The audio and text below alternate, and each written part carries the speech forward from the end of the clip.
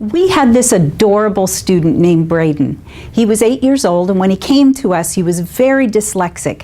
So he was always confusing his B's and his D's, and he couldn't spell his name right. So one day, he says to his teacher, "Just call me Braden. You may have a smart, clever child like Braden, but when it comes to homework time, it looks more like that." I'm so glad you're joining me here because I have some answers for you. I'm Jill Stowell, founder and executive director of Stowell Learning Centers. For the last 35 years, we have been serving bright but struggling or underachieving children and adults, helping them to permanently change their learning and attention challenges. These next few minutes are for you. We're going to talk about what's going on when smart kids are struggling or underachieving in school, and what can be done to change that permanently. At the end, I'm going to show you how you can talk to someone about your child. But first, I want to start with this little video that I think will give you an idea what your child might be experiencing.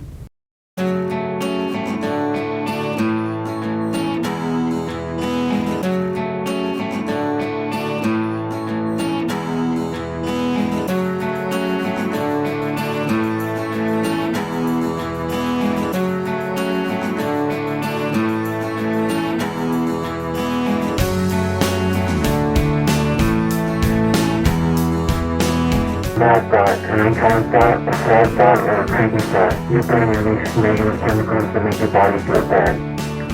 When you have a thought, imagine that your brain listens whether it's sad or angry faces, looking to cause problems. Think about the last time you were mad. What did you feel? What feelings did you have inside your body? When most kids are mad, their muscles get tense, their heart beats faster, their hands start to sweat when they even begin to feel dizzy.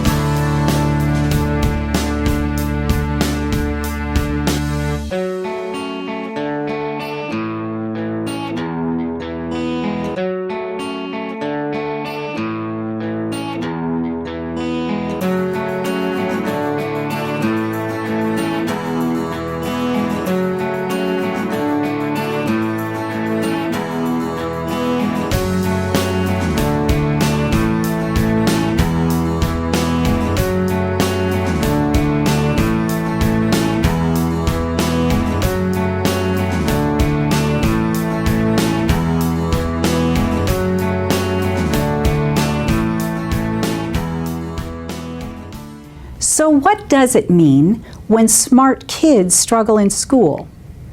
Are they lazy, unmotivated? Have you ever wondered if your child would just try harder, she could do it? Sometimes parents feel frustrated with the schools because they feel like maybe it's poor teaching or the wrong kind of support. And a lot of times parents second guess themselves and wonder, should I have done something different? Should I have read to her more? And the bottom line is that none of these are typically the reasons why smart kids struggle in school. When we send our kids off to school, you send them off thinking they're going to get good grades and enjoy learning and make friends and down the road be able to go on to college if they want to. And so when they're struggling with learning or attention, and maybe they're spending hours and hours and hours doing homework, maybe in tears, it's hard.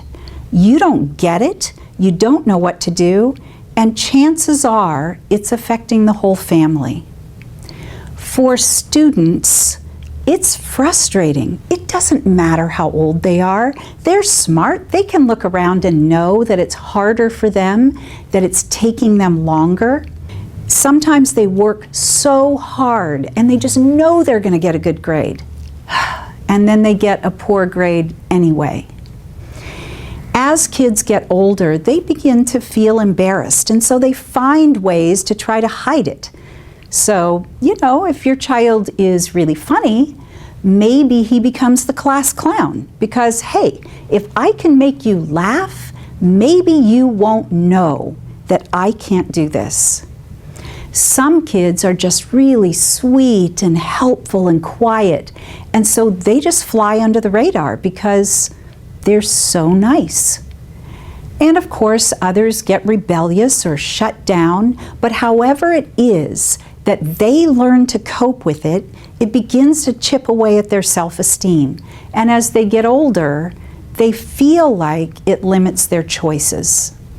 In spite of the challenges that you see with homework or school, do you think, yeah, but I know he's smart. I know she's smart enough. Do you see talents or abilities in your child that just don't seem to match the struggles that you see with school or homework? So why is it that you can have two kids, equal intelligence, same neighborhood, supportive parents, same classroom, but when the teacher gives an assignment, 20 minutes later, one is done and the other has barely started? Well, the answer is they bring a different set of mental tools to the task. Think about the difference between doing a report on a typewriter and a computer. Even if the product is exactly the same, the amount of time and effort and energy and attention that it's going to take to use the typewriter is dramatically more. Well, that's kind of what's happening to our kids. Inefficient, underlying processing skills or mental tools can cause smart students to struggle in school. And not only in school, but sometimes with coordination or organization or social skills as well. You can place the skills needed for learning on a continuum that builds kind of like a ladder. At school, students are working at the top of the continuum, learning reading, writing, spelling, math, and all those other subject areas. But there are whole sets of underlying skills that need to be in place in order to learn comfortably and easily at the top of the continuum. These are skills that are pretty much assumed to be in place, but for about 30% of the population, they really aren't. So having a learning challenge is kind of like trying to do a job at the top of a ladder when some of the rungs underneath are weak or unstable. This diverts your attention and your mental energy from the task and from memory, and it just makes everything harder and take longer. Core learning skills are at that very bottom foundational level of the continuum. These skills start developing at birth and really are the foundation for all learning. These are the visual and motor skills that allow us to move through space easily and sit still in a chair and use our pencil and move our eyes across the page for reading. These skills should be so automatic that you don't even have to think about them. If you have to consciously think about sitting still or being in control of your body, a lot of attention gets funneled away from the learning. Babies are born with what we call primitive reflexes. These help in the birthing process and kind of help babies survive in the first months of life and jumpstart learning by getting them moving. But by about 12 months of age, those early reflexes integrate or disappear because higher levels of control in the brain take over, more mature reflexes come in.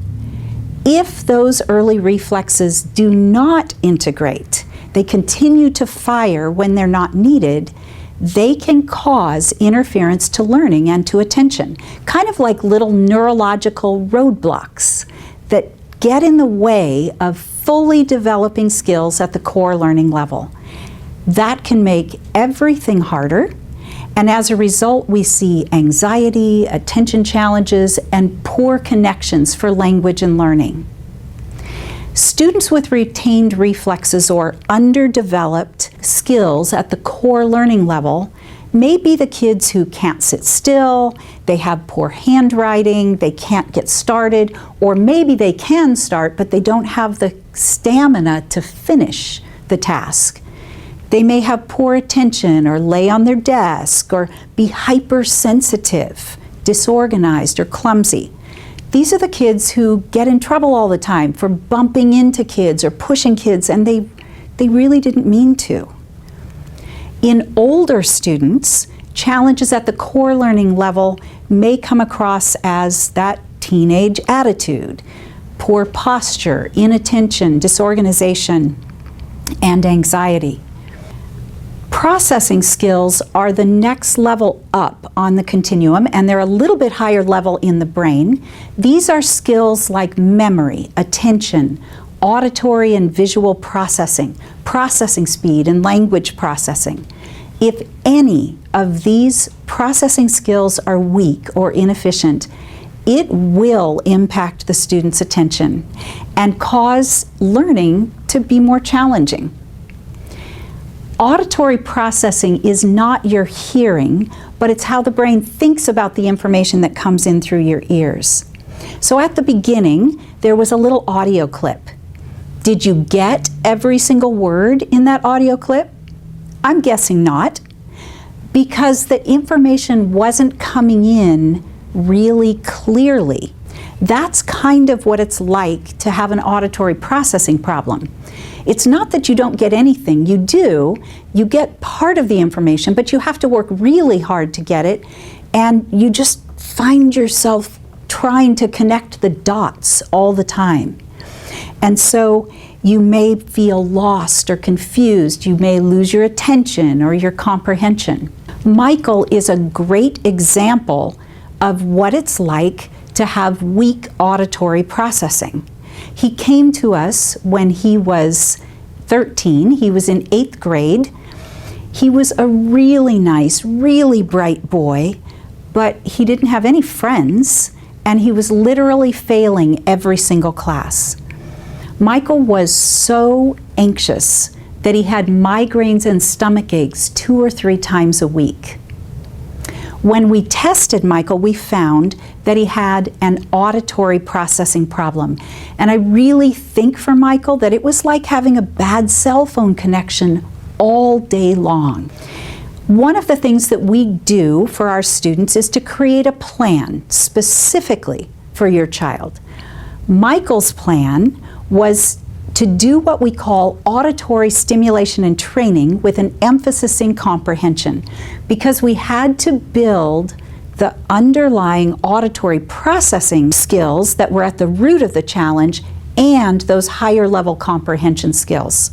Within 2 to 3 weeks, the migraines and stomach aches started to go away.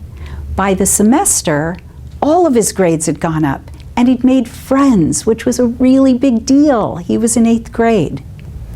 I just happened to run into Michael in a restaurant when he was a senior in high school, and he very proudly told me he was a straight-A student and the president of his high school.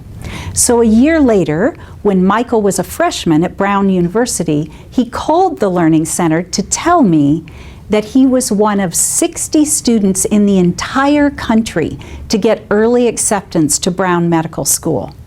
That would have been unimaginable for him as a failing 8th grade student, because he wasn't getting the information he needed through his auditory system. In fact, Michael told me when he called, he said, "Everything turned around for me when I started the auditory training." Visual processing is not your vision, it's not your eyes, but it's how the brain perceives and thinks about the information that comes in through your eyes. Visual processing covers many, many different skills. On that little video that you saw at the beginning, you got an example of one visual processing issue that some of our dyslexic learners experience, where it feels like the words and letters are moving around on the page. Think about how hard reading would be if it looked like that for you. If we want to correct a learning challenge, we have to identify the underlying skills that are not supporting the learner well enough and develop them through intensive and targeted brain training. This is not going to happen at school or in traditional tutoring because they work at the top of the continuum.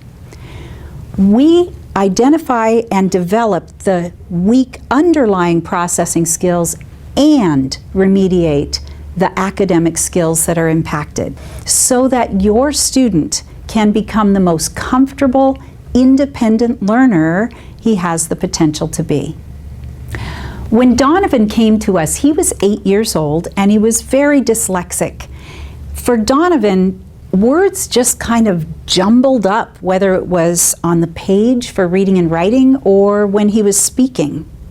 And it caused him to be incredibly anxious, and so he couldn't go to school, and he had to be homeschooled. Well, Donovan's mom is a very determined mom, and there was no way that she was going to allow her son to go through life feeling dumb. So Donovan worked with us for about a year, and in that time, he became a competent reader, the anxiety went away, and he was able to go back into his regular class and get all A's and B's. Last year, Donovan caught a home run ball at a postseason Dodger game, and he was interviewed on ESPN. The Dodgers, the lead. Hey, happy belated birthday. Thank you.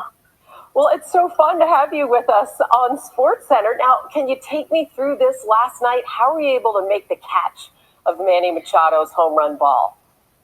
Yeah, I was sitting on the end just like always, and I mean, I've been to so many games, I was used to it. It was a 3-0 count. I knew it was a hitter's pitch. So, I mean, right when Manny connected, I knew just run down there, and then, yeah, I just thought of it like a fly ball, and then I caught it. And what did it feel like after you caught it? Oh my goodness, it was the most amazing experience. Because I have been to probably like 35 Dodger games this year, just waiting to catch a home run. And to do it in the postseason was amazing. Now, do you always sit in the same spot? Where do you sit at Dodger Stadium usually? Yeah, I sit in section 307, row D 1 and 2, always on the aisle. Absolutely. Hey, you got to be in position, right? And you got to meet Manny after the game. What did he say about your catch? Yeah, he said it was a good catch. He said he hit that one hard, so he's surprised I caught it. When his mom sent me the clip of the interview, she said he could never have done this without the work that he did with you. And in fact, just 2 weeks ago, he thanked me for sending him to Stowell Learning Center. When I saw that interview, I was blown away. Here was this kid who had been so anxious that he couldn't get his words out, and he was interviewing on TV like a pro. So what made that possible? 35 years ago, I started the Learning Center with one reading program. When I got to my third student, that program was not a match for the student's needs. And so I had to go out and find the people who were doing the clinical research in the area that that student needed. That started me on this amazing journey that has allowed me to work with experts from all around the world who are doing the research on the brain and all different aspects of learning and attention. We took all of that information and put it together into comprehensive, targeted programming for a full range of skills on the continuum. Schools and traditional tutoring work at the top of the continuum with academic skills.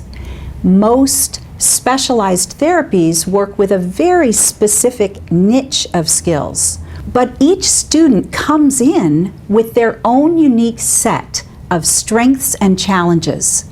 If we are going to permanently change those challenges, we have to address the specific combination of skills that are not supporting that learner well enough, wherever they fall on the continuum. It is a common belief that if you have a learning disability or dyslexia, you just need to learn to live with it. And that is simply not true and not fair. Accommodating a learning problem is kind of like teaching someone to ride a bike with a flat tire. You can do it, especially if someone is there holding the seat, but it's always going to be slower and more difficult and take longer and take more energy than riding a bike should take. Accommodations and modifications are helpful for the moment, and I always encourage you, parents, if the school is giving you accommodations, you probably want to take that. But you just have to know it's probably not a permanent solution. And you have to think, what happens when that supportive hand is no longer there? We say, why not just fix the tire? We want to look at where that student has the potential to be and what is keeping him from getting there and what it will take to correct those issues. The brain plasticity research in the last 30 years tells us that with intensive and targeted training, the brain can literally rewire itself. Our goal for students is that they become comfortable, confident, independent learners. We know from working with thousands of students, children and adults, with learning and attention challenges that most of those challenges can be dramatically improved or permanently corrected. What that means is that your child can do his homework on his own, and all that effort that he puts in actually pays off. And what that really means is that the tension in the household disappears, the frustration that your child feels, and the helplessness that you live with goes away. So let's talk about how we can work together to make real changes for your child. Your first step is to do a functional assessment. This takes about 3 hours, and we look at the underlying skills and the basic academic skills. Then we sit down with you, hopefully with both parents, and talk to you about what we saw, what the challenges are, what we think it's going to take to correct them. We try to give you a little roadmap. Here's how often we think you need to come. Here's how long we think it's going to take. We create a plan very specific to your child to develop whatever combination of underlying skills are weak for them, as well as to remediate reading, writing, spelling, math, comprehension, or study skills. What we do is definitely a process. It's not an overnight fix. It takes frequency and consistency. And I get this is a big commitment of time and finances and driving and fitting it all in. But this is a life-changing commitment. Permanently changing a learning or attention challenge is not just about academics and grades. It's about your child feeling confident and believing in himself and support for you and for the family.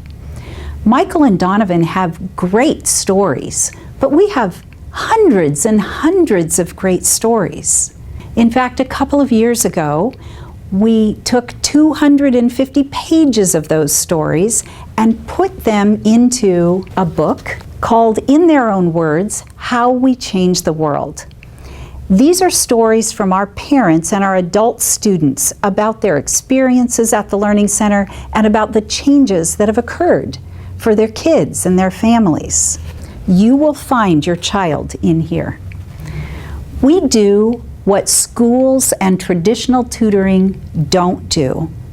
We help children and adults permanently change their learning and attention challenges. What do you want to have happen for your child? Your next step is to talk to us about your child. Schedule a free tour and consultation today. Call 877-774-0444 or visit our website, stowellcenter.com.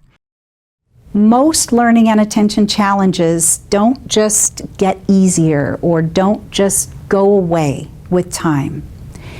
Real changes happen when you address the root of the problem.